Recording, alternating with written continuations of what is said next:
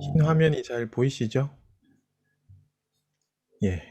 제가 오늘 그 제목은 이렇게 되어 있습니다. 보내심을 받은 가정, 미션이 있는 가정 이렇게 해놨는데요. 그러니까 이제 성교와 가정이 분리되어 있는 것이 아니라 보내심을 받은 가정이 미션을 가지고 사는 것이 성교적 가정이다. 뭐 이런 뜻으로 제목을 이렇게 달았습니다. 그 가정이 무엇을 위해서 존재하는가, 또 그리고 가정이 무엇을 해야 하는가, 이것을 아는 것이 중요하죠. 그러니까 우리가 선교적 존재와 선교적 행동이라는 그 선교의 두 방향이 가정에서도 사실 동일하게 적용이 됩니다. 그러니까 우리가 어떤 존재인지 아는 것, 가정이 어떤 존재인지 아는 것, 가정의 역할, 삶이 결정이 됩니다. 결국 제가 화두로 던지고 싶은 것은요, 여러분의 가정에 미션이 있는가? 라는 질문을 던지고 싶은 겁니다. 그 강의를 통해서 알고자 하는 내용을 먼저 이렇게 질문을 제가 하나 적어봤는데요. 남편들이 이런 질문들을 많이 던집니다. 우리 가정에 미션이 없는 것 같은데 어떻게 찾아야 하나요? 이렇게 묻는 형제들, 남편들이 꽤 있습니다. 그리고 가정의 미션과 선교는 도대체 무슨 연관이 있나요? 무슨 관계가 있나요? 이렇게 여쭤보시는 분들이 있고요. 아내들의 경우에도 미션에 관해 남편과 생각이 다를 때 어떻게 해야 하나요? 이제 우리 가정에 미션이 있는 것 같긴 한데 배우자와 이게 또 다를 때는 어떻게 해야 하나요? 또 남편은 가정의 미션에 대해 관심이 없는 것 같은데 그냥 열심히 돈 벌고 열심히 자기 직장 생활하는 것만 관심이 있는 것 같은데 이런 경우엔 또 어떻게 하나요? 라는 이제 이런 질문에 대한 오늘 강의가 이런 질문에 대한 답을 찾는 그런 시간이라고 보시면 되고요. 나는 미혼인데 별로 저하고 상관없는 것 같은데요? 이렇게 생각하시는 분들도 있을 것 같은데, 예, 그 부모님하고 이제 같은 또 가정 속에 있는 거잖아요. 그러니까 모든 이제 꼭 부부로서의 아니라 자녀로서의 위치로도 당연히 가정에 대해서 우리가 생각해 볼 수 있습니다. 그리고 앞으로 당연히 이제 또 가정을 이루어야 되니까요. 그런 의미로 들어주시면 좋을 것 같습니다. 자, 가정의 존재 이유. 이걸 이제 다른 말로 하면 가정의 정체성이 되는 거죠. 예를 들어 이제 우리가 엄마라는 정체성이 있으니까 자녀를 양육하는 거죠. 학생이라는 정체성이 있으니까 이제 배우는 거잖아요. 학생이라는 정체성이 공부를 잘한다는 아닙니다. 그죠? 그냥 열심히 배운다. 이게 학생의 정체성입니다. 선생이라는 정체성이 있으니까 가르치는 거죠. 우리는 아내와 남편이라는 정체성이 있기 때문에 그 역할을 하는 겁니다. 결국은 우리가 정체성대로 사는 거거든요. 그런 면에서 이 정체성을 우리가 잘 찾아야 되는데요. 정체성을 찾을 때 그 청사진을 잘 봐야 됩니다. 청사진이라는 게 있다는 거죠. 하나님께서 세상을 창조하셨잖아요. 근데 또한 가정도 창조하셨다면, 하나님이 창조하셨다면 하나님의 창조의 원형, 그것이 무엇인지 늘 살펴봐야 됩니다. 그러니까 결국 하나님의 설계에 어떤 프로토타입이 있다라는 거죠. 그 인류 역사가 하나님의 창조로부터 시작해서 타락했죠. 가정도 같이 타락했는데 다시 지금 주님께서 회복시키시는 그런 과정에 있잖아요. 근데 이 회복이라고 할 때는 원래 원형이 있기 때문에 회복을 얘기할 수 있는 거죠. 그래서 우리가 하나님께서 설계하신 가정의 원형이 무엇인지 그것을 살펴봐야 어떻게 회복돼야 되는지도 알 수 있다는 거죠. 원형을 회복하기 위한 노력들을 우리가 시도해야 됩니다.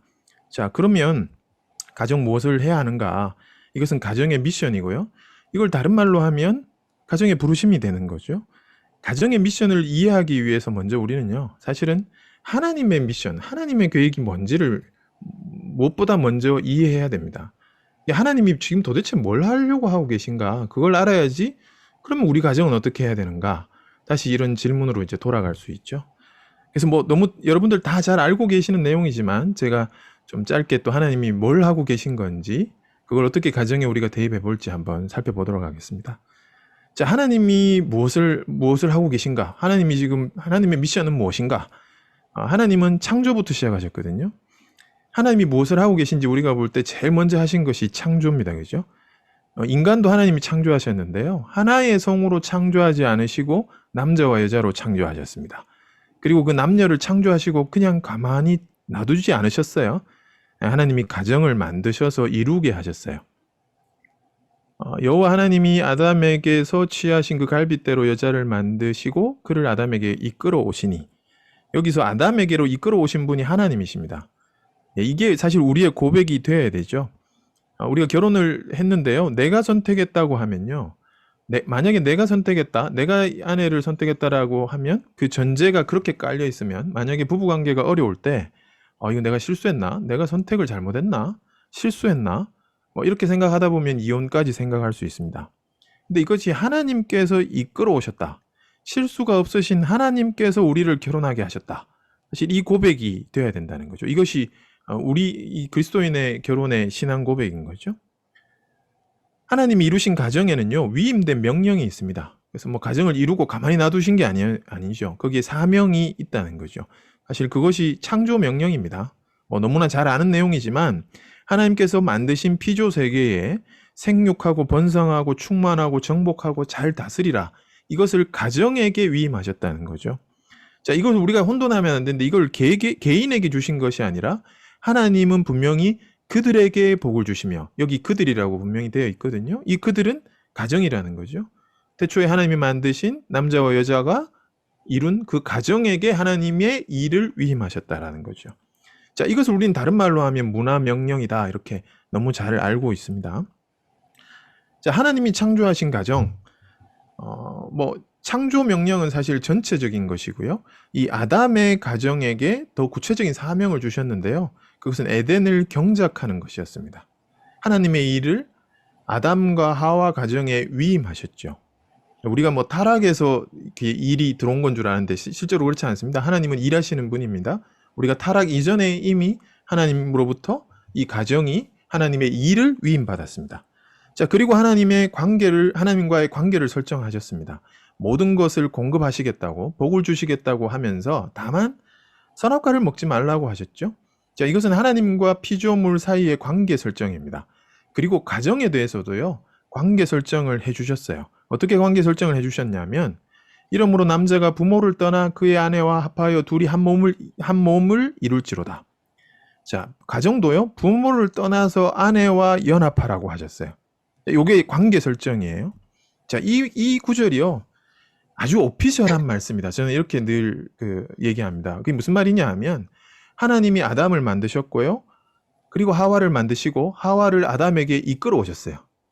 그리고 나서 두 사람을 앞에 놓고 오피셜하게 멘트하는 거예요. 이게 하나님의 주례사거든요. 이 장면 자체가.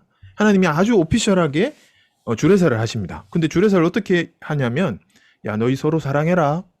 너희 서로 섬기고 살아라. 이렇게 말하지 않으시고요. 이러므로 남자가 부모를 떠나 그의 아내와 합하여 둘이 한 몸을 이룰지로다. 이렇게 해요. 근데 이 말씀이 정말 아이러니한 말씀이에요. 왜냐하면 아담과 하와는요, 육신의 부모가 없거든요. 근데 부모를 떠나래요. 굉장히 아이러니하죠. 부모가 없는 아담과 하와에게, 야, 부모를 떠나서 너희 둘이 연합해. 이게 가장 내가 첫 번째 얘기하고 싶은 거야. 이렇게 말씀하시는 거죠. 굉장히 아이러니죠. 왜 하나님이 이렇게 말씀하셨는지는 우리가 진짜 깊이 한번 생각해 볼 필요가 있습니다. 자, 반대로 우리가 얘기하면요, 부모가 잘 자녀를 떠나 보내야 되는 것도 아주 중요합니다. 자, 우리가 선교를 지금 배우고 있잖아요. 선교에서도 중요한 것은요, 떠나는 겁니다. 그렇죠? 선교와 가정은 떠나는 것에서 시작합니다. 이것은 굉장히 중요한 인사이트입니다. 가정을 잘 세우기 위해서, 선교를 잘하기 위해서는 떠나야 합니다. 자, 결국 떠나서 어떻게 할 거냐? 하나님 안에서 부부연합, 부부중심, 부부의 하나됨을 통해서 자녀를 사랑하는 것이 하나님의 가정설계입니다. 자, 우리의 형상을 따라, 하나님의 형상을 따라서 우리가 지어졌죠. 하나님의 형상은 삼위일체입니다. 우리 부부가 그 형상을 따라 지음받았다면 부부일체죠. 부부연합이죠. 부부의 하나됨이죠. 우리는 부부연합을 통해서 하나님의 영광을 위해서 살아가야 합니다. 자, 그리고 사명은요, 에덴을 경작하는 겁니다. 이것은 굉장히 복된 겁니다. 자, 그런데 이런 하나님의 가정 설계가 어떻게 되었습니까? 예. 죄송합니다. 위임받은 인간이 하나님의 대리자로 잘 다스려야 했는데, 알다시피 우리가 타락을 했죠. 그래서 결국 가정도 타락했습니다. 모든 죄악이 가정으로부터 시작되었습니다. 그렇죠? 자, 가정의 유혹이 어디로부터 왔나? 여자가 그 나무를 본즉 먹음직도 하고 보암직도 하고 지혜롭게 할 만큼 탐스럽기도 한 나무인지라 여자가 그 열매를 따먹고 자기와 함께 있는 남편에게도 주매 그도 먹은지라 이에 그들의 눈이 밝아져 자기들이 벗은 줄 알고 무화과 나무 잎을 엮어 치마로 삼았더니 여호와 하나님이 아담을 부르시며 그에게 이르시되 네가 어디 있느냐. 예. 가정의 유혹이 어디로부터 오는지 이것도 한번 중요한 우리 인사이트를 주는 건데요. 뱀이 왜 여자에게 갔을까요? 예. 왜 남자에게 가지 않고 여자에게 갔을까요? 물론 이게 이제 히브리 시제로 보면 여자와 남자가 같이 있었던 걸로 되어 있습니다. 근데 이제 뱀이 이 여자에게 말을 건 거죠. 이렇게 말씀드리면은 이제 우리 자매님들 좀 싫어하실 수 있는데요. 여자가 유혹을 당하기가 쉽습니다. 이 말에 이제 동의를 안 하실 수 있습니다. 자, 여자가 유혹을 당하고 나서 남자에게 줬습니다. 그리고 나서 하나님께서 다시 오셔서 책임을 남편에게 물으십니다. 네, 이 원리를 우리는 잘 이해해 볼 필요가 있습니다. 오늘날도 많은 가정의 유혹이 있습니다. 사실은 아브라함도 거의 똑같은 경험을 했죠. 자, 아내가 유혹을 먼저 받고 아브라함을 유혹합니다. 하갈에게 들어가라고. 이 상식적으로 생각해 보면 말도 안 되는잖아요. 어떻게 자기 종하고 동침하라고 아내가 남편을 부추길 수 있습니까? 그죠? 말도 안 된다고 생각하시죠? 그런데 아내들이 이런 실수를 한다는 거라는 거죠. 성경이 지금 그런 것들을 얘기하고 있습니다. 자, 이 말에 동의가 안 된다고 생각하시겠지만 현실에서 많이 일어나는 이 얘기입니다. 아내가 유혹을 잘 받습니다. 자, 억울하십니까? 근데 문제는 책임은 남편에게 있습니다. 이건 또 잊지 말아야 될 문제입니다. 자, 남자가 이렇게 노할 수 있어야 돼요. 아내가 사과를 먹자라고 할 때 노할 수 있어야 되는데 아담은 노하지 않았습니다. 아담은요, 이게 남자라는 말, 이게 히브리어로 자카르잖아요. 자카르라는 단어는 원어적 의미를 보면 기억하는 자라는 뜻이 있습니다. 기억하고 얘기했었어야 됩니다. 아담은, 남자는. 뭘 기억해야 되느냐? 하나님이 아담에게 얘기한, 너 동산나무에 너 아무 열매 다 먹어도 되지만 야, 너 선악과 먹으면 안 돼 라고 얘기한 그 얘기를 기억하고 아내가 먹으라고 할 때 너 그거 먹으면 뭐 안 돼, 하나님이 그거 먹지 마라 하셨어 라고 기억하면서 그걸 말했었어야 돼요. 이게 이걸 이제 아담의 침묵이다, 이렇게 아담의 침묵이라는 책이 있거든요. 남자들한테 제가 추천하는 책인데 아담은 침묵해서는 안 됐습니다. 분명히 얘기했었어야 됩니다. 자, 이렇게 돼서 사명을 잃은 가정, 이제 가정이 이제 타락하고요. 예, 사명을 잃었습니다. 사명을 잃은 가정은 무엇을 추구하느냐? 하나님 없는 행복을 추구하죠. 하나님의 영광이 없는 행복을 추구하고 있습니다. 우리가 결혼의 이유를 물어봅니다. 왜 결혼했어요? 라고, 왜 배우자와 결혼했어요? 라고 물어보면 대부분 이렇게 얘기합니다. 나는 이 배우자와 살면 행복할 것 같아서 결혼했습니다. 이 배우자가 나를 안정적으로 이끌어 줄 거라고 생각해서 결혼했습니다. 이렇게 대답을 하죠. 근데 아이러니하게도 이혼하려는 부부를 다 붙들어 놓고 왜 이혼하려고 하느냐라고 물어보면 동일한 이유를 대기합니다.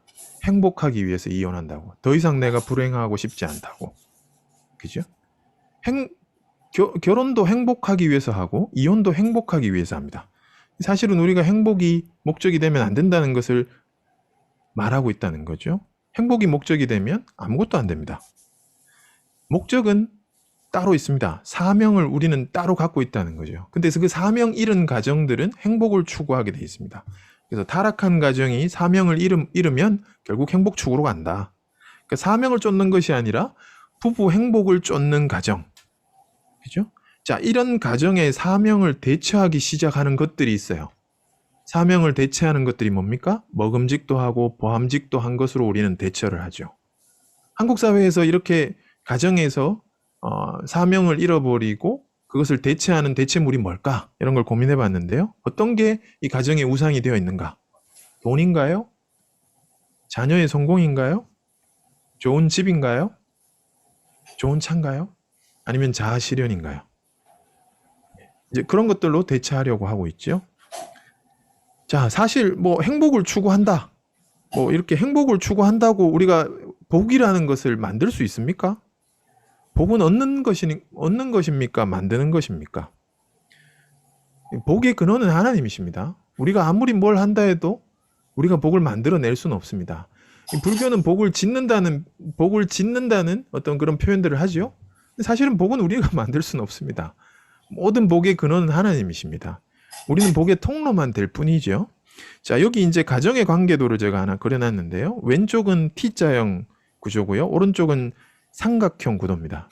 왼쪽은 사명형 가정이고요. 오른쪽은 생존형 가정이다. 이렇게 적어놨는데요.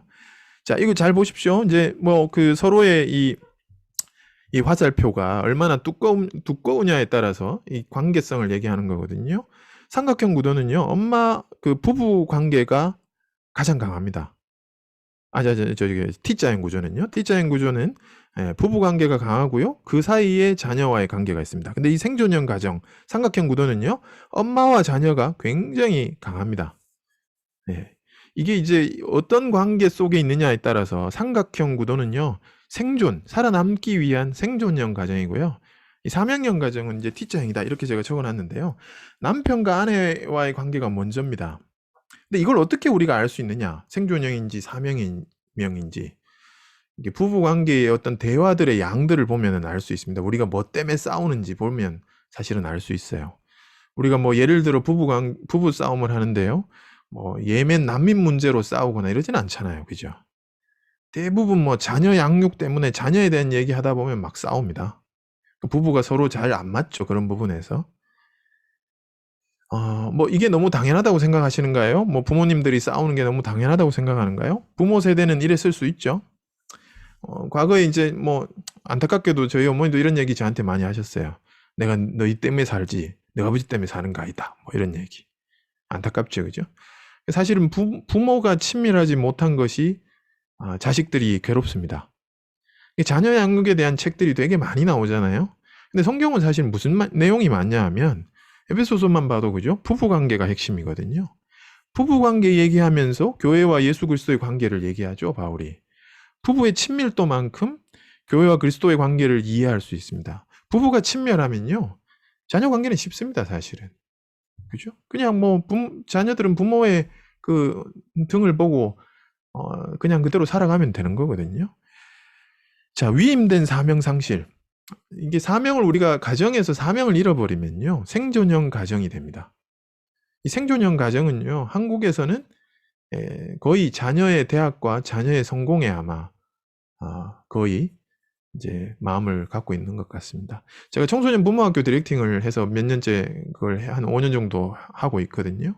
청소년 부모학교를 하는 이유가요, 청소년 학교 하는 것보다 청소년 부모학교 하는 게 더 맞다라고 판단을 했기 때문입니다. 그 마음이 어려운 그 청소년들을 만날 때 그들이 문제가 아니라 그들의 부모 문제라는 것을 너무 명확하게 본 거죠. 그래서 부모의 마음이 서로 다르다는 것을 아이들은 너무 잘 알고 있습니다. 아이들의 마음이 분리가 옵니다.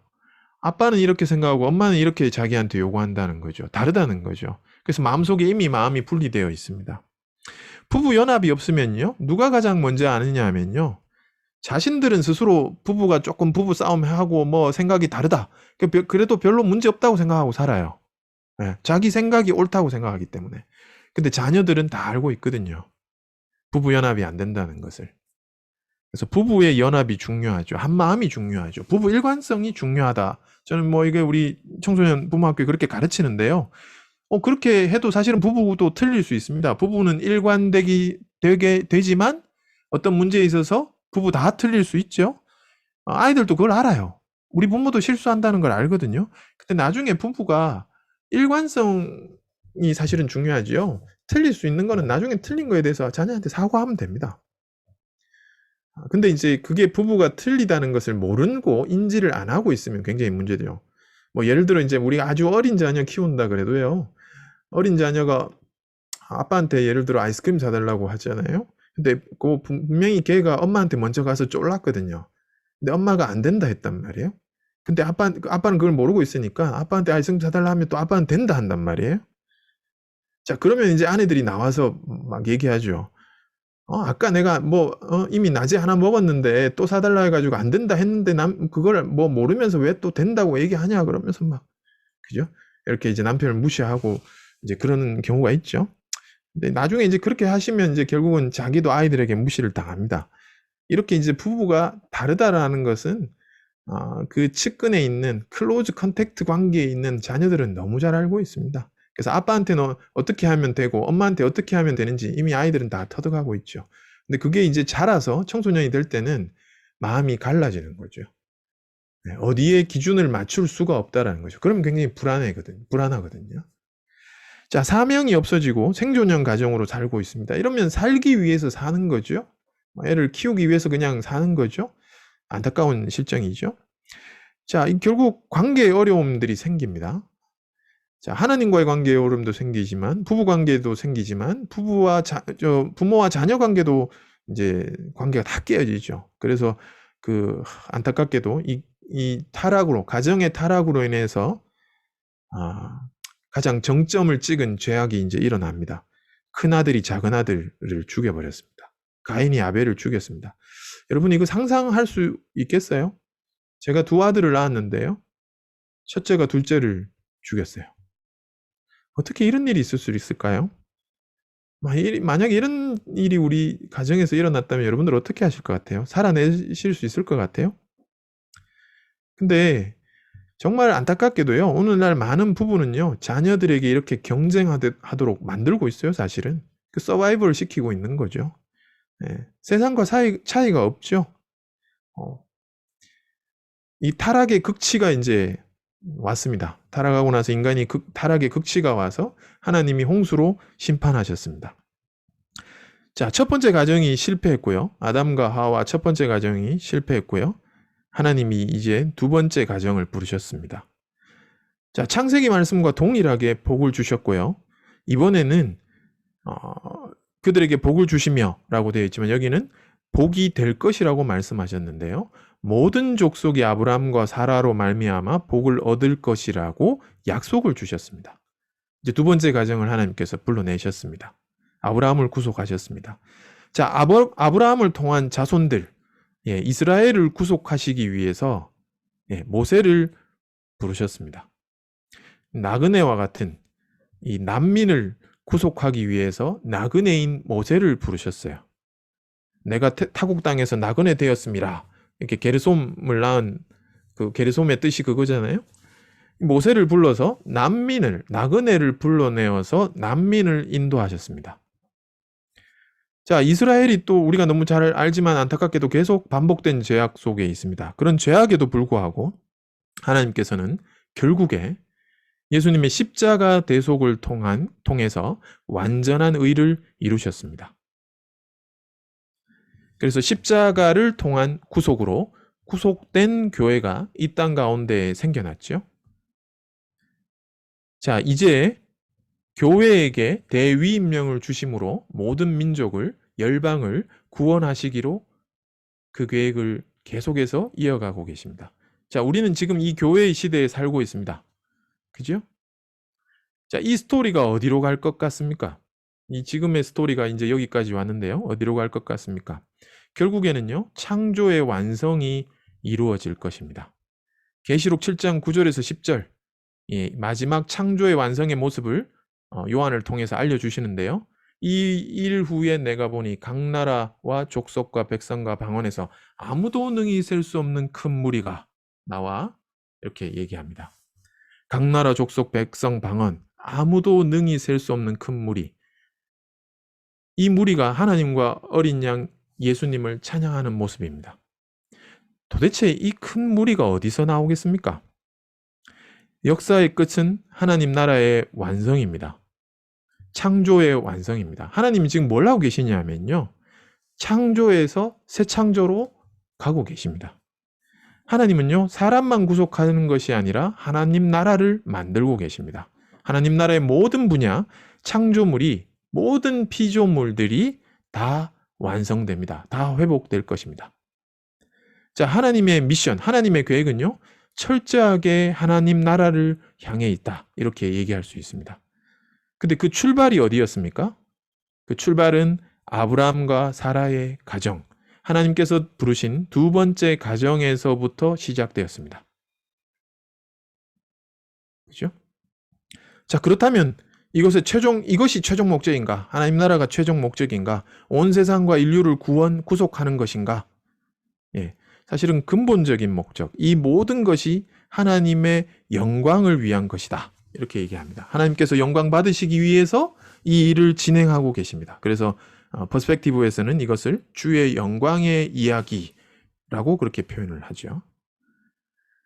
우리가 너무 잘 아는 존 파이버 목사님이 선교는 교회의 궁극적 목표가 아니다. 예배가 목표다. 선교는 일시적으로 필요한 것일 뿐, 그러나 예배는 영원하다. 그래서 예배를 위한 선교의 시대를 우리가 살고 있다. 이렇게 얘기합니다. 그래서 우리는 하나님의 영광을 위해 살아계신 하나님께서 친히 선교하시는 것을 지금 보고 있습니다.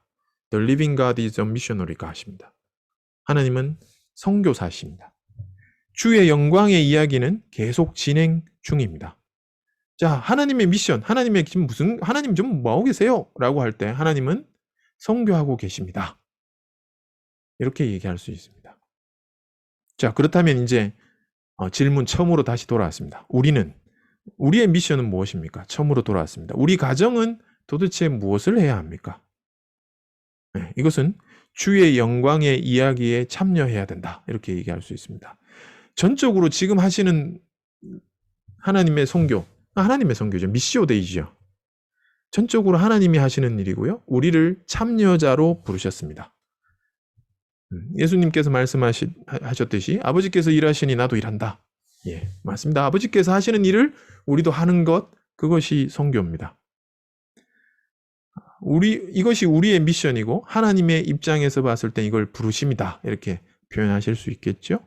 그래서 주의 영광이 우리의 존재 이유고요. 예배자가 우리의 정체성이 되는 겁니다. 자, 우리의 청사진은요, 아브라함과 사라 가정이어야 됩니다. 이 하나님 나라를 향해 가는 이 전체 메타 내러티브에서 우리 가정으로 부르셨잖아요. 이 가정으로 부르신 그 선교의 청사진은 아브라함과 사라 가정이다. 이렇게 얘기합니다. 그래서 주의 영광의 이야기에 참여하는 우리의 역할이 있습니다. 미셔널 콜링이 있습니다. 캐스팅을 하고 계십니다. 여러분들의 역할, 여러분 가정의 역할을 이 전체 주의 영광의 이야기에 참여하라고 캐스팅하고 계십니다. 자, 그렇다면 우리 가정의 미션을 어떻게 찾을 수 있는가? 예.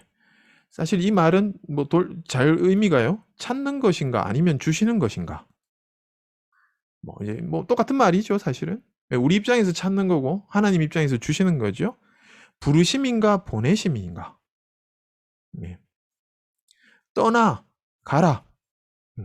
청사진인 아브라함 가정을 통해서 살펴볼 필요가 있습니다. 왜냐하면 우리가 그리스도의 것이면 아브라함의 자손이기 때문에 아브라함 가정이 우리의 청사진입니다. 그럼 아브라함 가정을 살펴봄으로써 우리가 우리의 가정이 어떻게 미션을 수행해야 하는지 그걸 볼 수 있을 텐데요. 자, 아브라함을 불러내신 것 우리 너무 잘 아는 얘기입니다. 창세기 12장 1절에서 3절. 네, 친척과 아버지 집을 떠나 내가 내게 보여줄 땅으로 가라. 내가 너로 큰 민족을 이루고 내게 복을 주어 내 이름을 창대하게 하리니 너는 복이 될지라. 너를 축복하는 자에게는 내가 복을 내리고 너를 저주하는 자에게는 내가 저주하리니 땅의 모든 족속이 너로 말미암아 복을 얻을 것이라 하신지라. 자, 복은 얻는 것입니까? 되는 것입니까? 복이 되고 바라크, 이게 히브리어로 바라크잖아요. 아까도 제가 얘기했지만 제가 복을 지을 수 없습니다. 제가 행복을 만들 수 없습니다. 복은 얻게 하는 통로가 되는 거죠. 모든 족속이 복을 얻게 하는 사명을 아브라함 가정이 받았습니다. 그래서 이 복은요, 이중적 의미를 가지고 있습니다. 크리스토퍼 하이트가 이렇게 얘기합니다. 그리스도 안에 있으면 우리는 아브라함 안에 있는 것이며 하나님이 아브라함에게 하신 약속과 그에게 부과하신 책임을 상속할 자이다. 아브라함의 복을 물려받았다면 그의 사명도 함께 물려받는 것이다. 복을 받았다면 사명도 받는 겁니다. 우리는 복만 받고 싶은데 이 복이 원래 복과 사명이 세트로 온답니다. 이 사명이라는 게 뭐죠? 복의 통로가 되는 것이 사명입니다. 누구에게 복의 통로가 되는가요? 모든 족속에게 복의 통로가 되는 것이 아브라함의 사명이었습니다. 그래서 우리는 축복받은 사람들은 자신을 넘어서 복이 되라는 부름을 받는 거죠. 복이 우리 안에 멈춰 있는 것이 아닙니다. 우리를 넘어서 복이 되라는 부르심을 받았다. 이렇게 표현할 수 있습니다. 자, 복과 사명은요, 아브라함과 사라 부부의 미셔널 라이프입니다. 그래서 그들의 정체성과 그들의 삶의 윤리와 그들의 삶의 열매를 통해서 우리가 이 청사진을 계속해서 볼 건데요. 그들의 정체성, 아브라함과 사라 가정의 정체성은 열방을 향한 복의 통로, 이것이 그들의 정체성이었습니다. 자, 그들의 삶의 윤리, 의와 공도를 행하는 가정인데요. 이것은 창세기 18장 17절에서 19절, 이거 너무 중요한 말씀인데 여기에 보면요. 여호와께서 이르시되 내가 하려는 것을 아브라함에게 숨기겠느냐? 아브라함은 강대한 나라가 되고 천하 만민은 그로 말미암아 복을 받게 될 것이 아니냐? 이거 창세기 12장에 약속하셨던 거 그대로 반복하시는 겁니다. 내가 그로 그 자식과 건속에게 명하여 여호와의 도를 지켜 의와 공도를 행하게 하려고 그를 택하였나니 이는 나 여호와가 아브라함에게 대하여 말한 것을 이루려 함이니라. 자, 여기 잘 보시면요. 선택이 있습니다. 아브라함을 내가 택했다. 그리고 의와 공도라는 윤리가 있습니다. 윤리가 삶의 방식입니다. 그렇게 살 때 내가 약속한 거 이룬다. 미션이 이루어지는 겁니다. 하나님께서 아브라함을 선택하신 것은요. 하나님의 미션을 이루기 위해셨습니다. 근데 거기에서 아브라함을 통해서 어떻게 그것을 실천할 것이냐. 그 방법론을 얘기하시는데요. 그것이 윤리입니다. 의와 공도입니다. 아브라함의 의로운 삶. 그것을 통해서 열방의 복을 흘러가게 하시겠다. 이렇게 얘기했습니다. 그래서 그 열매, 삶의 열매, 그 아브라함의 열매가 한참 뒤에 좀 일어났죠. 아브라함 가정의 삶의 열매가 드러난 때는 사라의 장례를 치르기 위한 때였습니다. 시간이 필요합니다. 하나님이 세우신 지도자라는 평판, 열매를 얻게 되었습니다. 안 믿는 자들이요. 하나님을 모르는 자들의 평가입니다. 이것이. 자, 평가만 있는 것이 아니라 아브라함의 삶이 그들의 삶에 영향을 미친 것, 복을 얻게 했다라는 거죠. 자, 이 미셔널 라이프, 이 아브라함 사라 가정의 이 미셔널 라이프가 우리의 청사진이 되어야 합니다. 자, 그런데 여기서 어떤 사람들이 의문을 가질 수 있습니다. 아니, 그게 왜 개인의 미션이 아니고 가정의 미션인가? 그죠? 그렇지. 미셔널 라이프, 그게 우리 모든 개개인의 미션이지. 근데 왜 그걸 가정의 미션이라고 얘기하나요? 이렇게 질문하실 수 있습니다. 자, 첫 번째 이유는요. 그 전에 말씀드렸지만 하나님의 창조 명령이 아담 개인에게 주신 것이 아니라 그들에게, 가정에게 주셨다. 가정에게 위임하셨다라는 것을 볼 때, 가정의 공동체로 받아야 된다. 저는 이렇게 생각하고요. 또 다른 이유, 아주 근본적인 이유는요. 성교하시는 하나님이 누구신지 보면 알 수 있습니다. 성교하시는 하나님은요. 삼위일체 하나님이십니다. 그죠?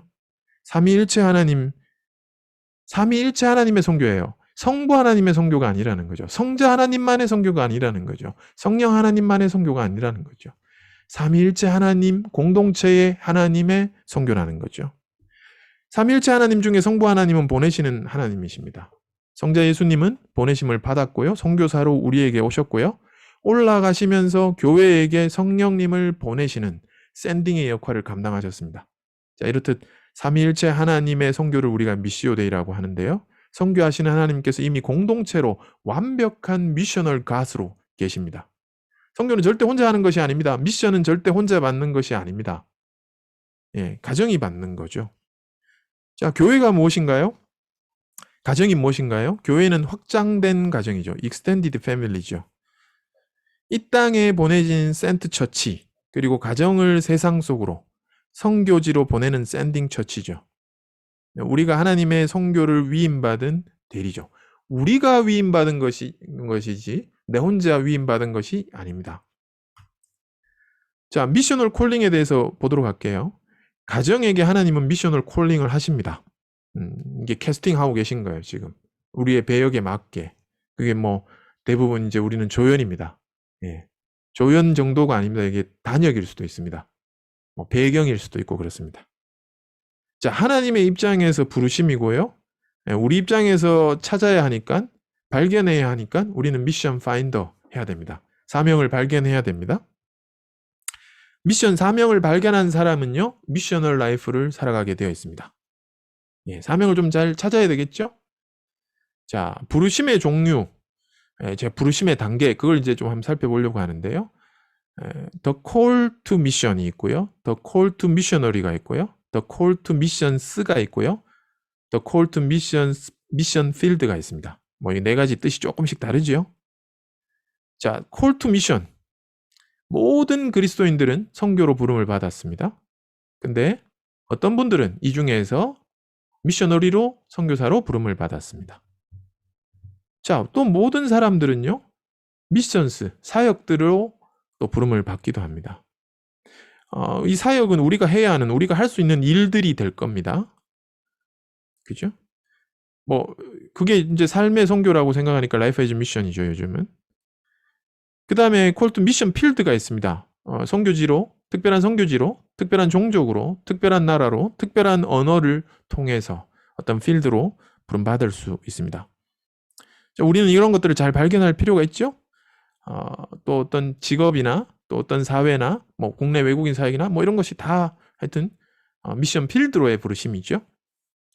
근데 우리가 이 사역이라는 것을 볼 때는요, 사역적 측면에서 볼 때는 우리가 해야 하는, 우리가 할 수 있는 일들이잖아요. 우리가 할 수 없는 것들을 우리에게 맡기시진 않는다는 거예요. 부르지는 않는다는 거예요. 그래서 그렇기 때문에 각자의 고유성을 따라 부르신다. 각자 하나님이 디자인하신 기가 막힌 어떤 특별한 스페셜한 게 있잖아요. 그것을 따라 부르셨을 가능성이 높다는 거죠. 그죠? 자, 우리가 선교사를 그냥 세컨더리 오더라고, 이 부르심의 2단계로 여기 뭐 어떤 책에서는 이렇게 표현하기도 합니다만은, 자, 부르심의 2단계, 세컨드 오더, 가수 제자 삼는 것이라고 하면, 그러면 이 퍼스트 오더는 뭐냐? 첫 1단계 부르심은 뭐냐? 이게 하나님 앞으로의 부르심이죠. 하나님이 우리를 자녀 삼아 주시는 거죠. 하나님과의 친밀감을 누리게 되는 거죠.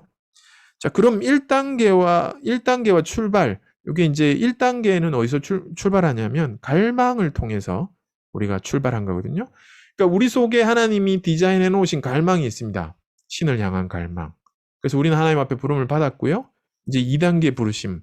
이 갈망을 통해서 하나님과 친밀감을 먼저 누리는 것이 먼저입니다. 그리고 나서 미셔널 라이프로 2단계로 이렇게 우리는 뭐 갈 수 있다. 물론 이것이 이제 뭐 단계의 어떤 명확한 뭐 이렇게 칼같이 끊어지는 그런 건 아니죠. 연속선상에 있다라고 봐도 될 겁니다. 자, 갈망이 선교의 심장이다, 이런 표현을 하는 책이 있습니다. 이게 무슨 뜻인지 제가 한번 말씀드리려고 하는데요. 선교의 심장은 하나님을 향한 갈망, 이렇게 되어 있는데요.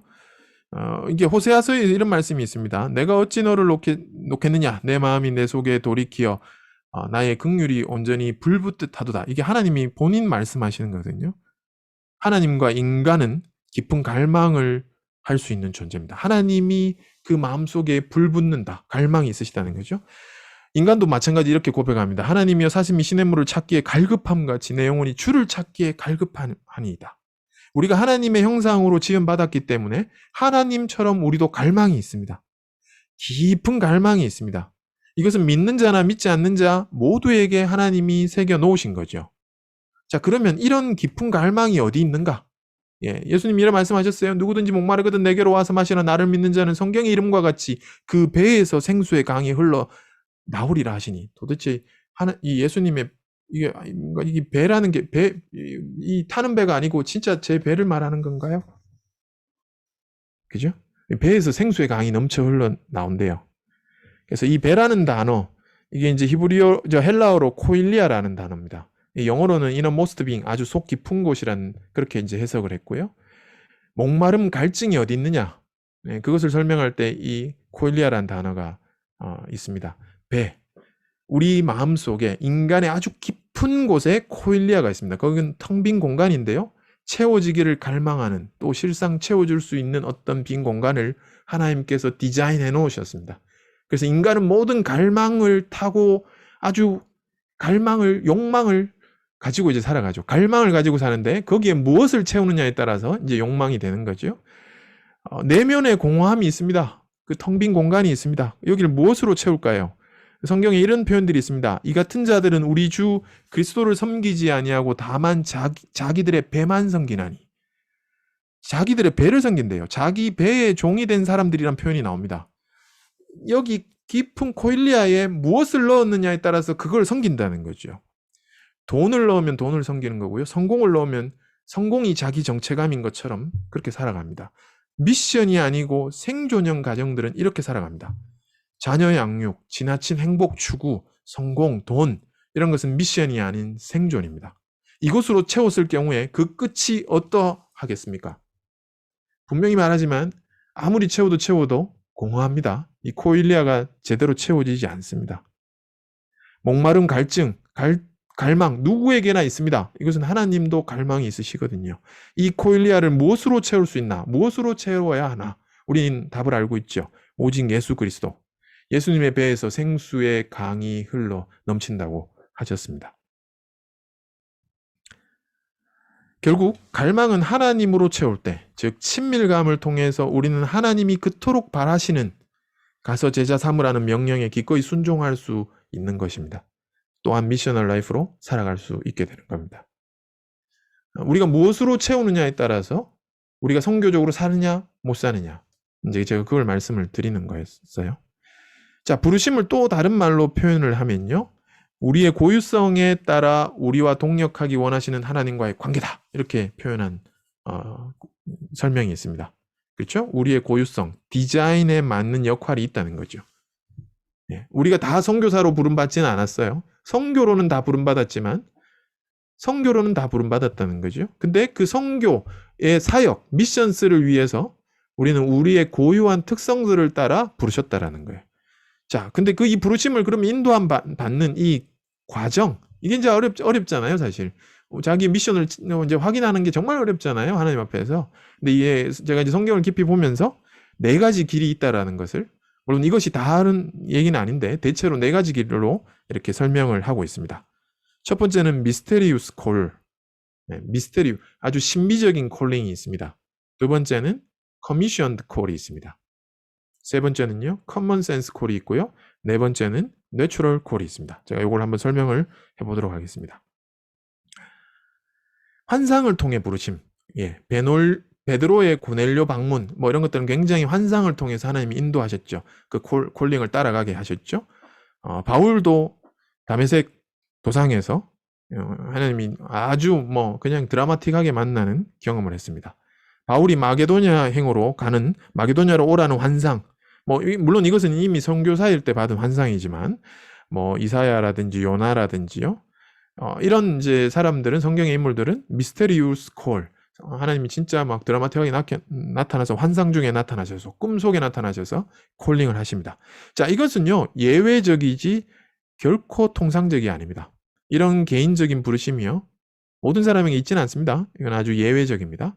그리고요, 이런 개인적인 부르심이 있다고 해서 반드시 성공적인 선교사가 되는 것을 보장해 주지 않습니다.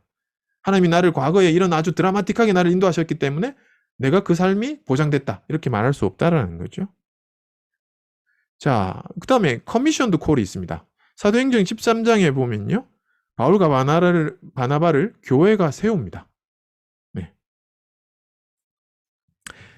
사도와 장로와 온 교회가 그 중에서 사람을 택하여 바울과 바나바와 함께 안디옥으로 보내기를 결정하니 곧 형제 중에 인도자인 바사바라 하는 유다와 실라더라. 유다와 실라도 그렇게 나왔어요. 그러니까 결국은 장로나 리더의 권면으로 우리는 어떤 콜링을 받을 수 있습니다.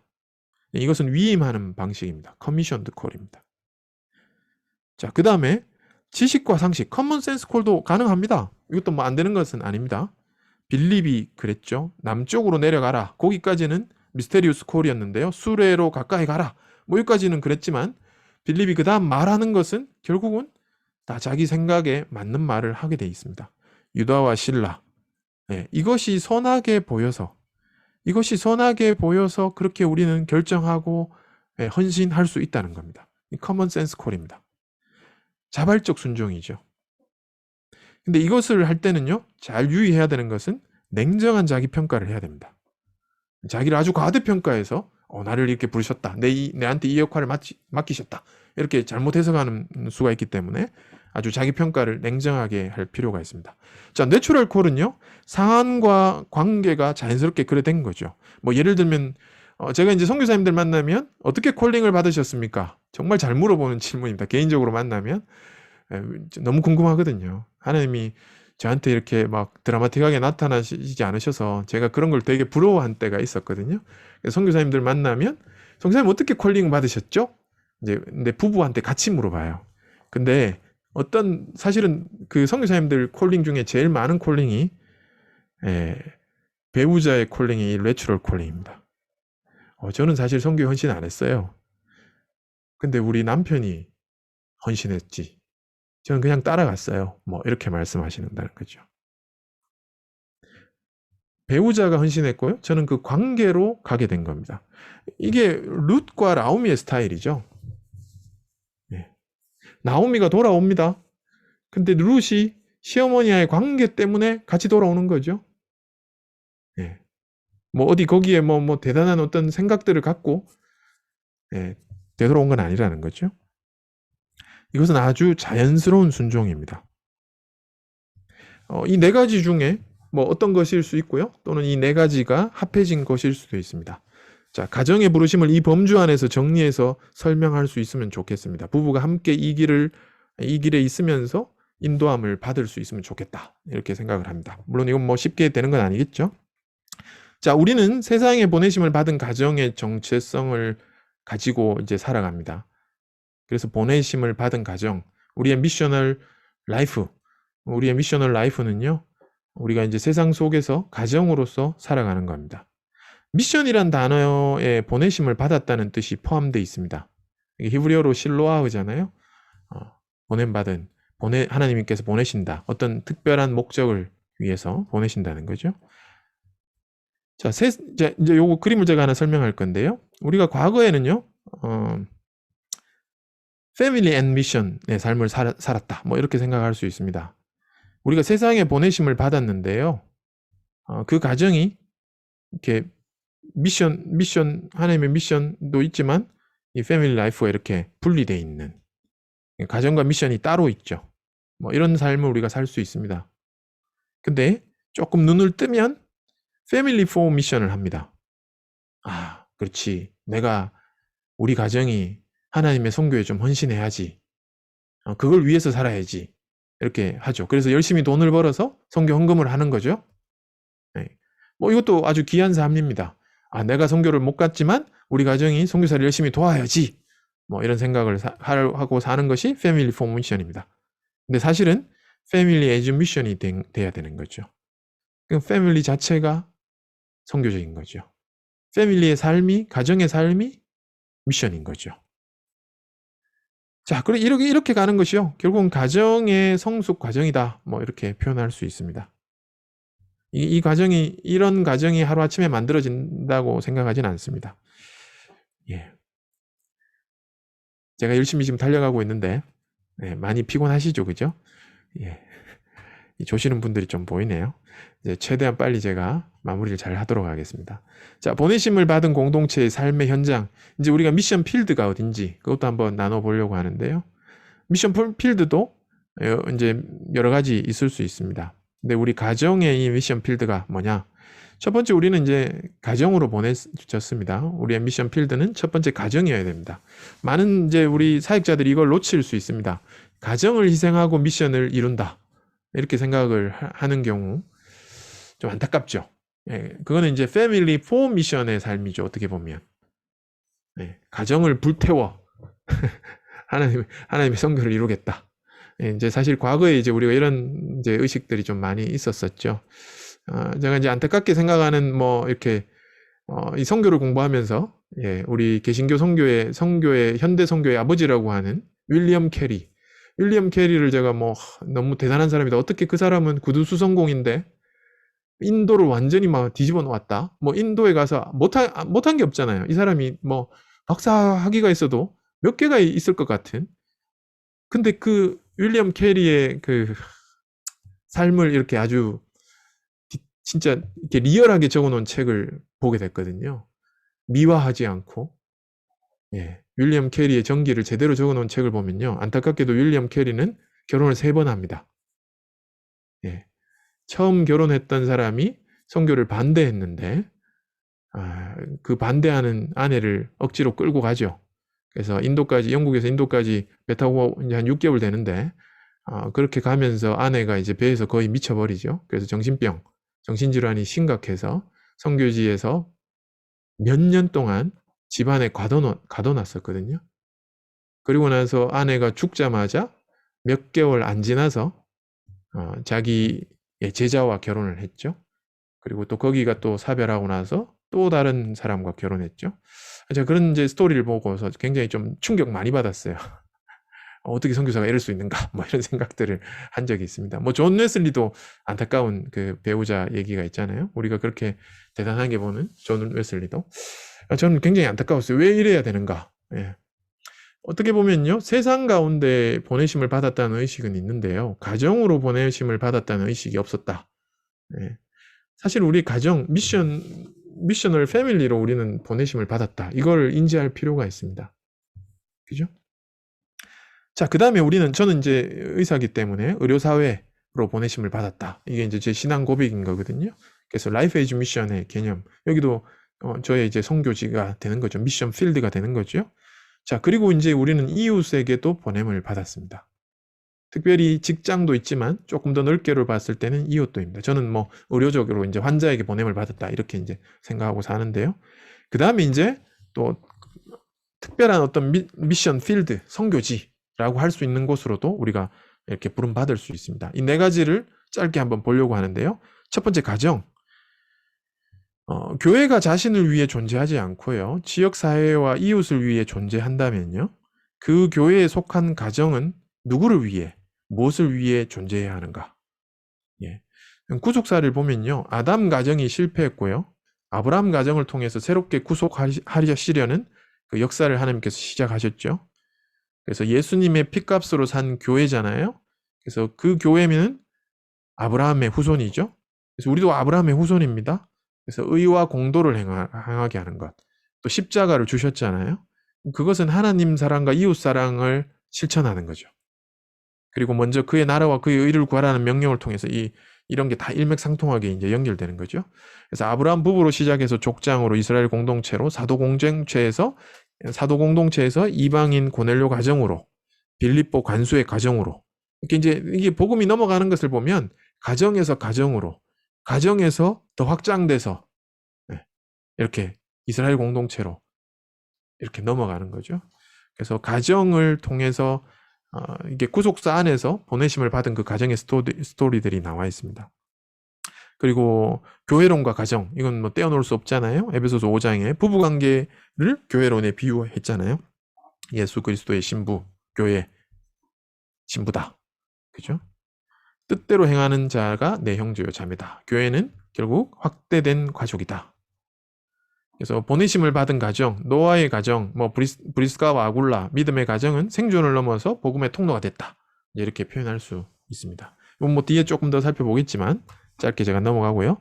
저는 이제 직장, 이게 하나님이 문화명령을 주셨잖아요. 창조명령, 문화명령은 이 지금의 대위임령과 위배되지 않고 대사명과 전부 다 같은 명령이잖아요. 문화명령과 직업, 인간 창조의 목적은 아담 가정에 그 위임받은 어떤 사명은 에덴의 경작이었습니다. 그래서 일은 하나님의 형상으로 지음받은 인간을 인간답게 만들어가는 도구면서 복의 통로가 되는 겁니다. 그죠? 여러분이 보내심을 받은 백성으로 그 직장 속에서 주대심을 선포하는 것, 이것이 이제 사실 이 직업적 세계관을 가지고 선교하는 거죠. 세계관과 직업의 구속. 직업과는 기독교적 세계관의 핵심, 복음은 직업의 구속을 요구합니다. 일을 하는 목적과 방식이 하나님 나라의 의를 반영해야 됩니다. 이걸 잘 보여주는 게 삭개오의 얘기일 수 있죠. 삭개오가 회심을 하고 나서 내가 남을 속이면은 뭐 4배나 갚겠다 뭐 이런 얘기를 하잖아요. 갑자기 뜬금없이 그렇게 얘기하거든요. 근데 거기에 예수님이 너도 아브라함의 자손이다. 뭐 이렇게 표현하시잖아요. 그 얘기를 보면 뭐 예를 들어 삭개오가 내가 예수님 믿는다 뭐 이런 고백을 하고 뭐 이런 것도 아닌데 자기는 정직하게 산다 뭐 이렇게 그렇게 얘기하는 거잖아요. 그러니까 사실 이제 우리가 우리의 영혼이 구속받았다면 우리의 일도 구속받아야 된다. 그런 관점인 거죠. 사실 우리는 영혼이 구원받았다고 하지만 우리의 일이 하나님 앞에 구속당했는가? 라고 할 때는 이제 퀘스천 마크가 있잖아요. 남들 일하는 거하고 똑같이 일하지 뭐 내가 다르게 일하지 않는데 뭐 이렇게 생각할 수 있다는 거죠. 사실은 그런데 우리가 남들과 다르게 일할 수 있는 이제 그런 구속관, 그것이 이제 우리의 직업적 구속인 거죠. 그것이 세계관인 거고요. 자, 성육신과 탈육신, 하나님 사랑과 이웃 사랑, 우리의 이웃이 누구인가?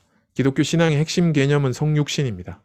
근데 오늘날은 자꾸 탈육신되죠. 단절되고 있죠. 도대체 이웃을 사랑한다는 의미가 뭔지, 누가 내 이웃이냐? 강도 만난 자의 이웃이냐? 누가 내 환자냐? 저는 뭐 이걸 늘 고민해보고 있는데요. 이게 구약에서는 나그네 사랑과 이게 구약의 나그네 사랑이, 신명기의 나그네 사랑이 이렇게 산상수훈의 원수 사랑으로 이렇게 넘어온다. 이렇게 크리스토퍼 화이트가 얘기합니다. 신명기적 그 사랑. 그러니까 나그네를 사랑하라. 그 말씀이 이제 출애굽 다음에 하나님 주셨잖아요. 근데 출애굽을 할 때 그 여러 가지 이렇게 중다한 잡족들이 같이 나왔단 말이에요. 근데 그 속에 애굽 사람이 포함되어 있거든요, 사실은. 근데 그러면서 네 하나님을 사랑하라라고 하면서 그 다음에 나그네를 사랑하라 이렇게 연결되는 것이 그 나그네 속에는 애굽 사람, 자신들을 괴롭혔던 애굽 사람들이 포함되어 있거든요. 그래서 사실은 나그네를 사랑하라는 그 명령은 원수를 사랑하라는 신학의 명령과 동일한 신학적 무게다 이렇게 이제 표현을 하는 거죠. 근데 실제로 우리가 이제 이 나그네 사랑, 원수 사랑, 이 하나님과 이웃 사랑의 끝판왕이라고 하는 이 이웃 사랑, 원수 사랑 이걸 잘 하기가 어렵잖아요. 뭐 이제 짧게 제가 지금 조금 빨리 마치기 위해서 넘어가는데요. 근데 이제 여기서 한번 이제 강조하고 싶은 것은 뭐 요 얘기입니다. 미션 필드, 선교지. 제가 앞에서 이제 가정도 얘기했지만 뭐 이렇게 얘기하면 이제 선교사님들이 좀 이렇게 서운해 하시더라고요.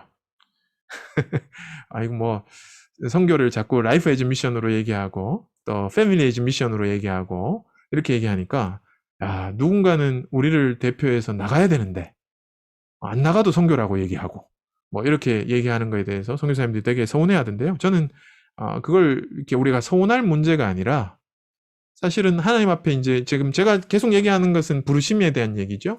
미션에 대한 어떤 부르심의 콜링에 대한 얘기를 하는데 그것이 개인적 콜링이 아니라 공동체적 콜링을 얘기합니다. 특별히 패밀리 에이즈 미션을 지금 얘기하고 있습니다. 근데 이제 그러면서 불구하고 우리가 이 미션 필드에 대한 부르심도 중요하다는 거죠. 예를 들어 이제 요 로마서 15장에 보면 이제 바울의 생각을 한번 살펴볼 건데요.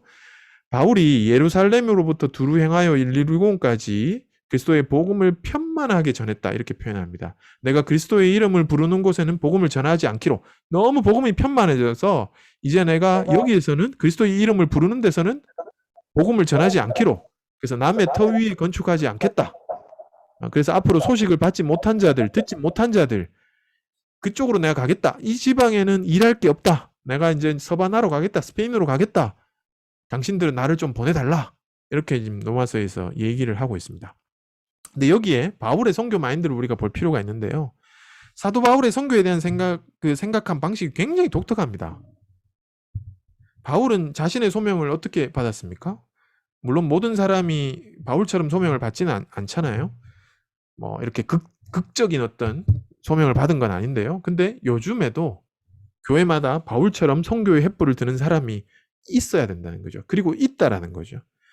자, 일루리곤까지 편만하다. 여기서 이제 예루살렘과 일루리곤이 알바니아를 얘기하는데 이 편만하다. 이때 당시가 편만하다. 이게 착각 아닌가? 이 광대한 지역이 풀필드 됐다. 편만하게 전해졌다.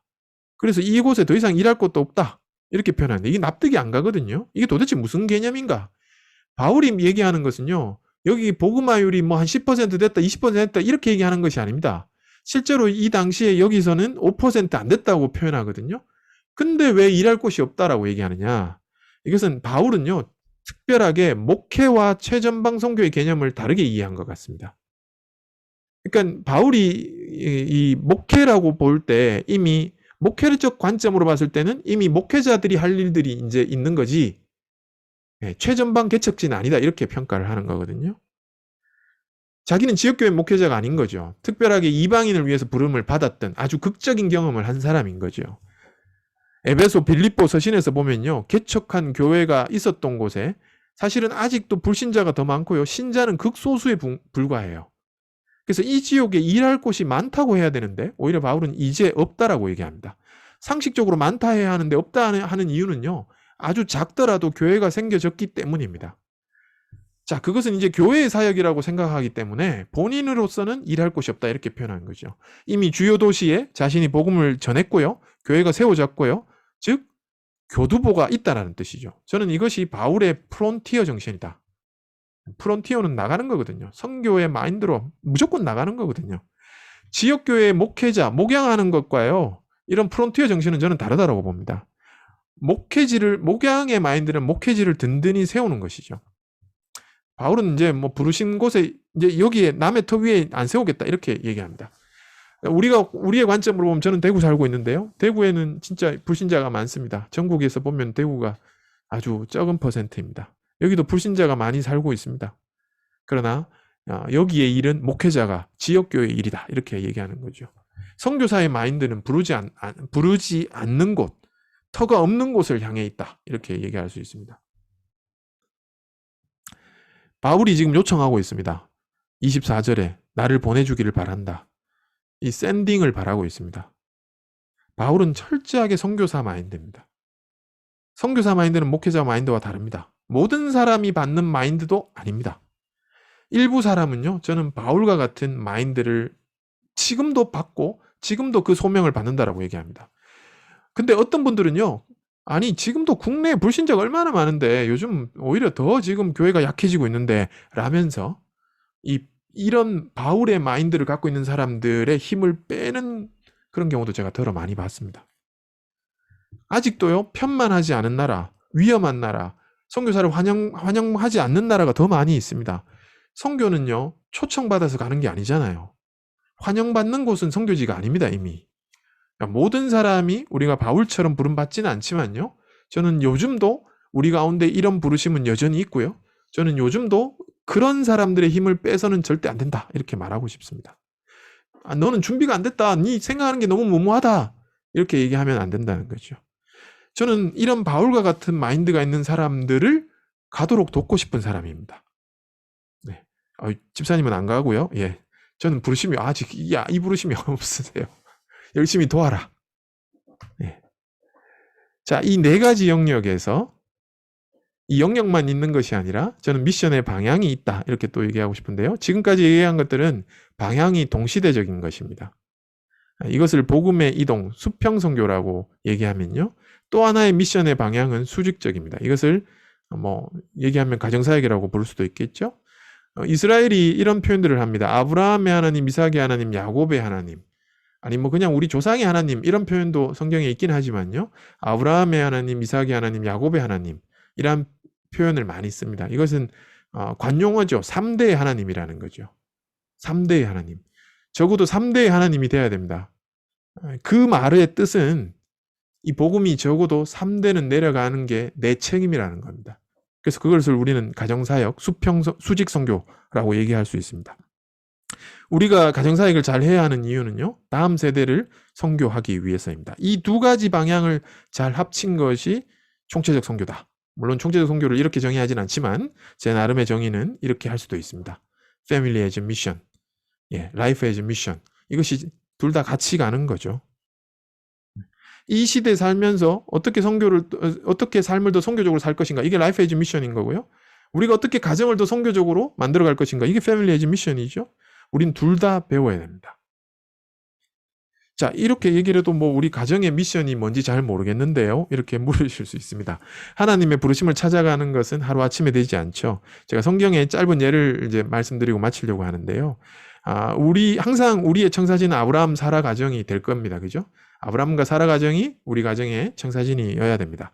근데 요셉 가정의 미션을 보면요, 요셉의 미션이 애굽의 총리가 되는 것이냐? 그렇지 않았죠.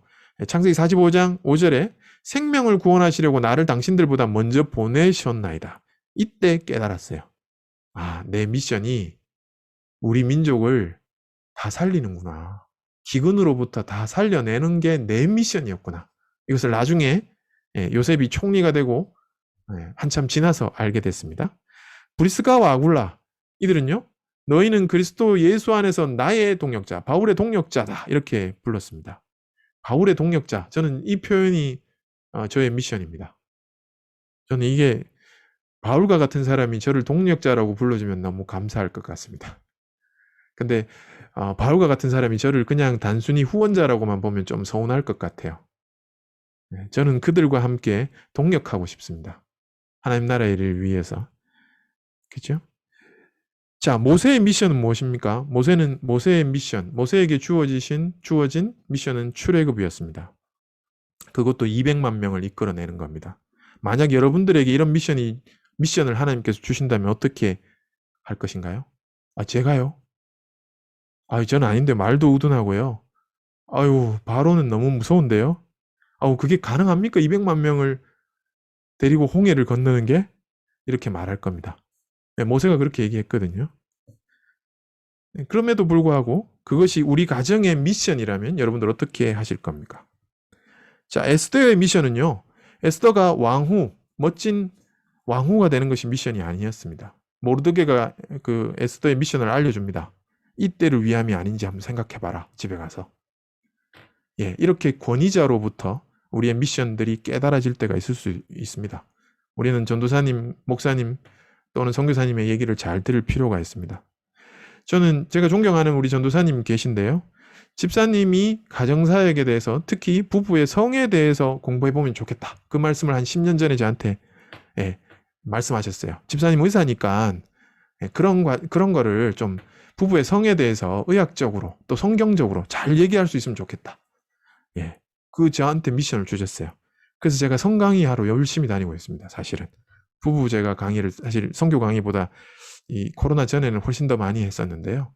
그때 제가 잘하는 게 부부 성강이었습니다. 근데 그걸 시작하게 된 계기는 전도사님의 말씀이셨습니다. 자, 바울의 미션이 뭡니까? 이거 너무 명확합니다.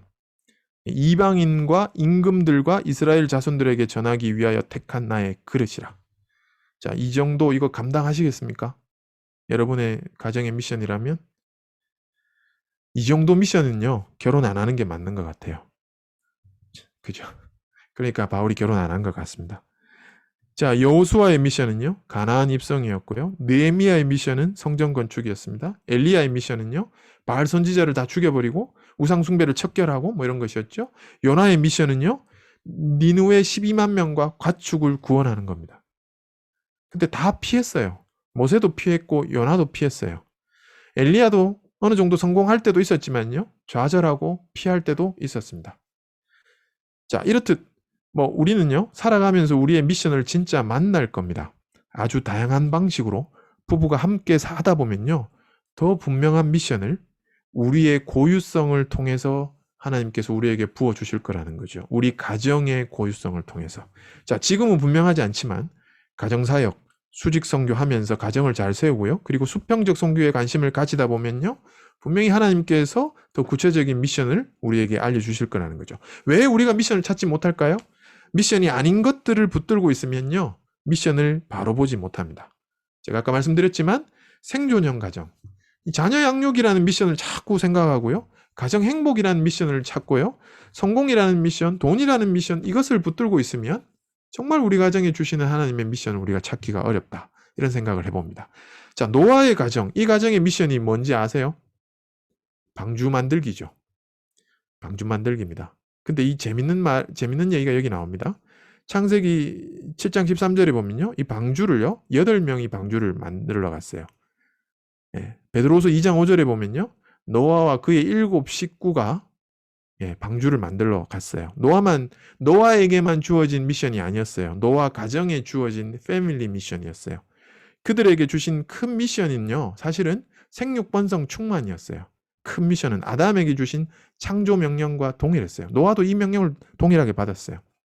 아담과 하와에게 준 창조 명령, 이제 죄악이 관영해서 하나님께서 다 쓸어버리시고 노아의 가정을 통해서 재창조를 하셨어요. 그런데 노아의 미션에 전 이제 이 얘기를 하고 싶은 거거든요. 누가 함께 하는지. 저는 이게 엄청난 도전이에요. 하나님의 큰 미션, 빅 스트림, 빅 플랜, 큰 그림은요. 그 큰 그림에 맞는 노아의 미션, 하나님의 이 주의 영광의 이야기, 하나님이 하시는 이 성교의 이야기에 노아의 가정의 미션은 방주 만들기였어요. 근데 이 미션이 얼마 동안 진행된지 아세요? 120년 동안요.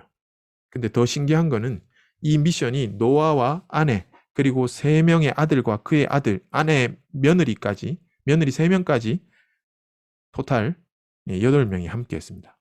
가능하시겠습니까? 자매님들 또는 우리 아들들, 아버지의 미션이 내 미션이다. 이렇게 시아버지의 미션이 내 미션이다.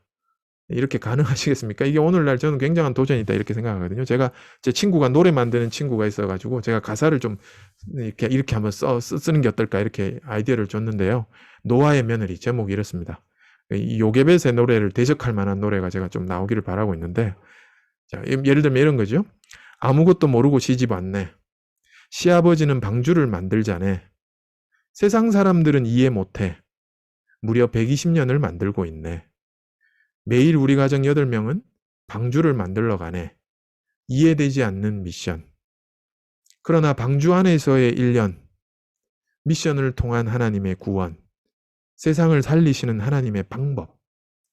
나는 남편과 시아버지의 미션을 오늘도 나의 미션으로 순종하네. 뭐 이런 패밀리이즈 미션. 그죠? 120년 동안 방주 만들면서 온갖 생각 다 안 했겠습니까?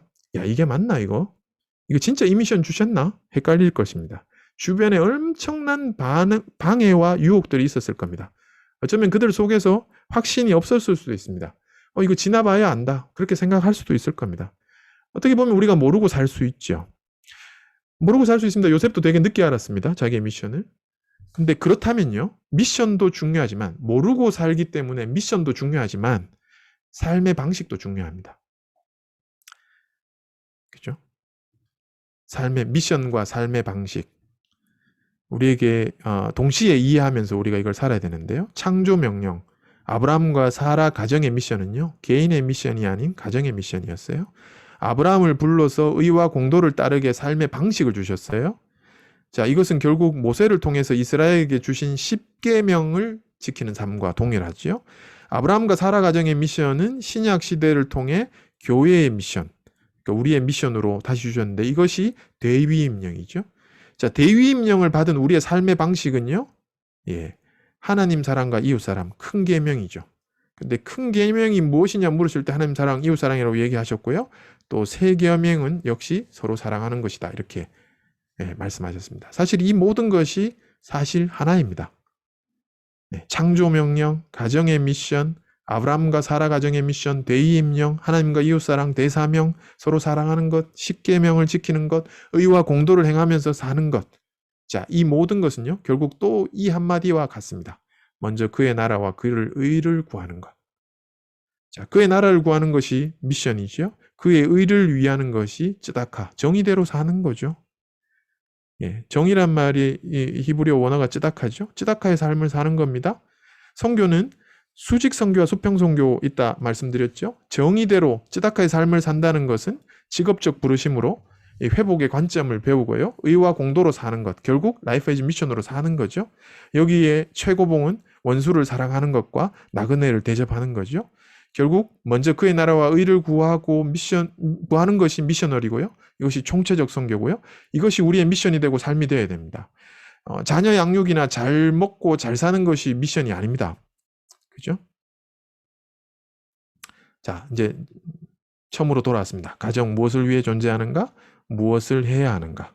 마무리하겠습니다. 하나님의 미션을 위해 이 땅에 보내심을 받은 가정이 하나님이 디자인하신 고유의 특성을 발견하고 미션 파인더로 사명을 찾고 그 사명대로 사는 미셔널 라이프를 살기를 저와 여러분 가정이 바랍니다. 우리 모두가 그렇게 살아가는 가정 되기를 소망합니다. 감사합니다.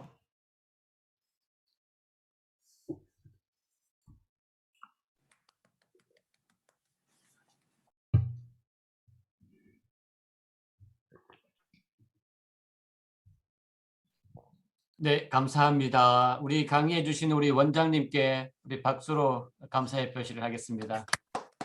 감사합니다. 네, 감사합니다. 혹시 그 강의 들으시면서 혹시 원장님께 그 질문 사항 있으실까요?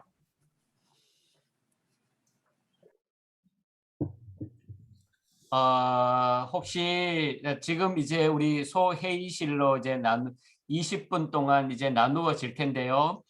그 조별 회의하면서 그 혹시 그 사이에 조별 토의하면서 궁금증이 있으시면 저한테 또 그 주시면 제가 원장님과 소통해서 그 내용에 대한 우리가 답을 받도록 하겠습니다. 원장님 오늘 감사드리고요. 예. 네, 네, 감사드리고요. 이상 우리 조별 모임으로 가도록 하겠습니다.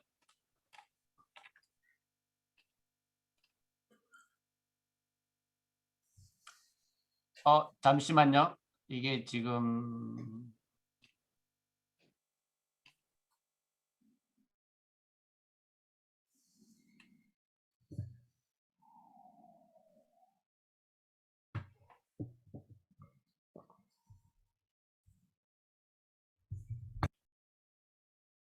왜 회의에 참가하지 않으신다는 분이 계시지?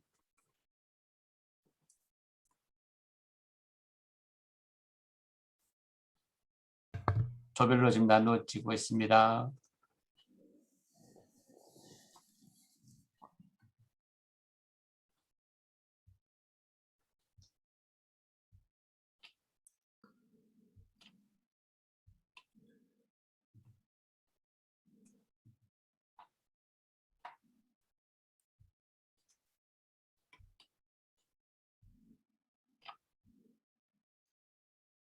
조별 모임 끝나고 다시 잠깐 모이나요?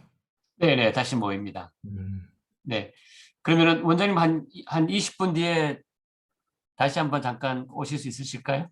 예, 그냥 뭐 제가 켜놓고 그냥 다른 일 하겠습니다. 네네네, 예, 알겠습니다. 그럼 예, 저도 잠깐 그 예, 비디오 좀 아웃하겠습니다. 예. 네네.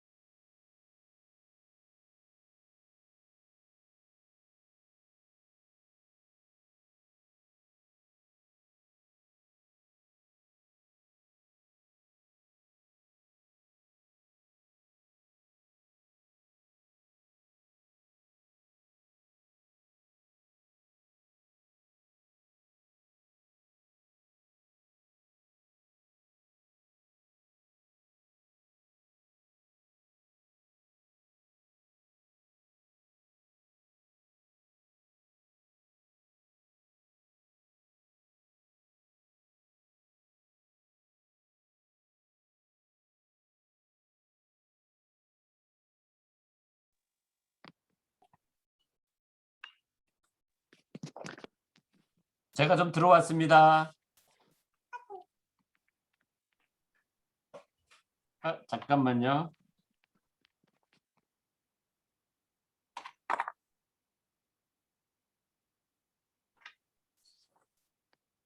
잠시만 기다려 주십시오. 네. 어디 가세요?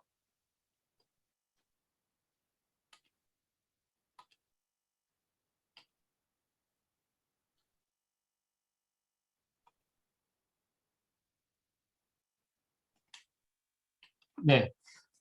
저기 음성 좀 다 해제 음소거 그게 뭐야? 어떻습니까? 오늘 저기 강의 들어보시니까 어때요?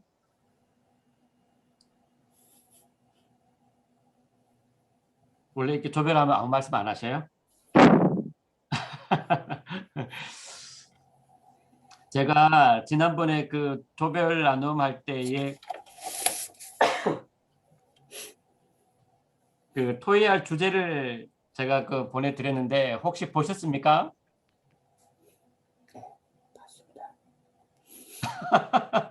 봤습니다.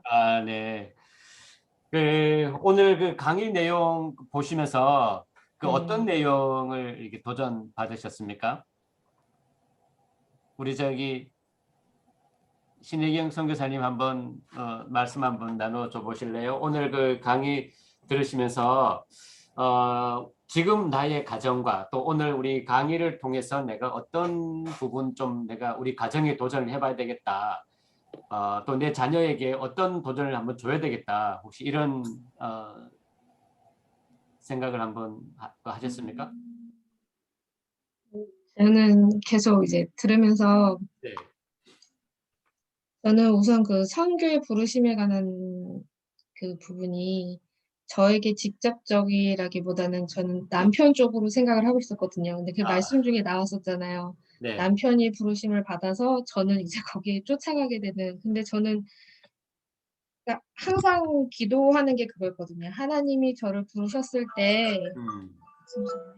하나님이 저를 부르셨을 때 그게 제 사명이 맞다면 진짜 요나처럼 싫어하는 데 끌려가지 않기를, 그 사명에 대해서 제가 진짜 감사하며 찬양하며 따라가게 되기를 바라는 부분이었는데, 지금 남편이 선교에 대해서 이제 생각이 있다 이제 얘기를 하니까 막상 그게 갑자기 제가 감사하면서 따라가겠습니다라는 말이 안 나오더라고요. 그래서 제가 이제 그거에 저도 이 교육을 받으면서 저도 이제 마음도 이제 다잡고 저도 이제 그쪽으로 이제 순종하면서 따라가려고 하고 있는 거거든요. 근데 이걸 하면서 이제 저에 대한 문제뿐만이 아니라 제 자녀들도 이제 네. 걔네들도 이제 속하여지는 문제들이다 보니까 아까 그 가정에 대해서 이제 얘기를 하셨을 때 생계형 가족이라고 말씀을 하셨잖아요, 화살표가. 네. 근데 그게 제 모습인 것 같은 거예요. 그래서 진짜 이 교육을 통해서 제가 제 가정을 그리고 제 부부 사이의 관계를 먼저 이제 다잡아 나가면서 이제 제가 먼저 이거를 고쳐 나가면서 이제 선교를 향하는 마음을 다져야 되겠다 이제 그런 생각을 하게 됐었어요. 그래서 네. 아직은 이게 지금 시간이 3번째 시간인가 그렇잖아요. 그래서 제가 이 시간을 매 시간 지나면서 좀 기대감이 좀 생겼어요, 제가. 예. 그래서 앞으로 더욱더 제가 좀 마음이 더욱더 열리고 하나님이 주시는 사명을 제가 진짜 찾았으면은 빨리 찾아서 제가 그걸 감사하는 마음으로 대비하면서 제가 그거를 이제 준비하면서 나아가게 될 수 있기를 희망합니다. 네, 네. 감사합니다. 강의를 통해서 이게 점점 더 그런 마음이 굳건하게 세워지기를 바랍니다. 그러면은 저기 안동호 장로님은 오늘 이 강의를 통해서 지금 선교사님의 가정과 또 장로님이 갖고 계시는 그 선교의 비전과 또 아내 권사님과의 그 관계에 대해서 한번 말씀해 줘 보시죠. 아내 권사님을 어떻게 이제 설득을 시킬 거예요? 저는 오늘 방금 강의 들으면서 예. 그 창세기 45장 5절 말씀에 맨 끝에 생명이 구원하시려고 나를 당신보다 먼저 보내셨나이다. 그 말씀에 내가 참 오늘 필링이 또 꽂혔습니다. 네네. 예, 그랬는데 저 집사람은 가자 그런데 뭐 어떨 때는 좀 열린 같으면서도 어떨 때는 또 이제 닫혀 있고 뭐 그렇죠. 좀 왔다 갔다 하는 것 같아요.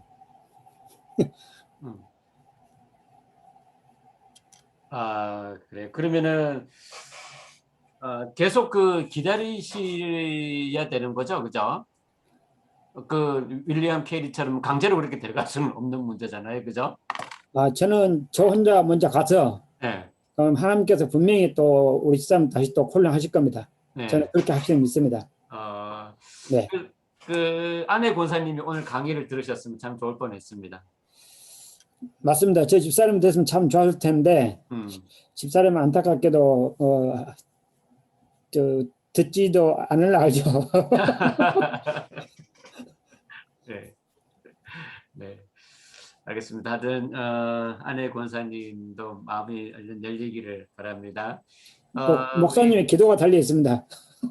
예, 그건 저기 상관없는 것 같고요. 저기 우리 지원 자매님은 아직 싱글이시죠? 유지원 자매님 아직 싱글이시죠? 맞습니다.